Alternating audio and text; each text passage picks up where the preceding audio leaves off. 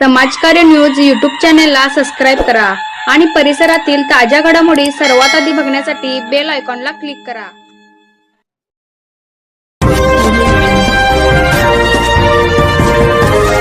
शेतीसाठी 8 तास दिवसा लाईट मिळावी यासाठी येडराव शेतकऱ्यांची मागणी।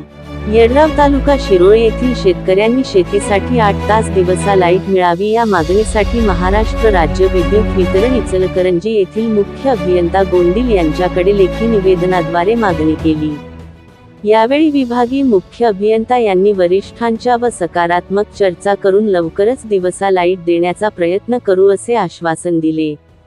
यावेळी चंद्रकांत निर्मळ, केशव धुमाळे, वैभव कोळी, सुधीर पाटील, शीतल पाटील, संभाजी निंबाळकर, रावसाहेब पाटील, बंडू उपाध्ये, राजू माने, धनाजी माने, विजय माने यांच्यासह येडराव भागातील शेतकरी उपस्थित होते।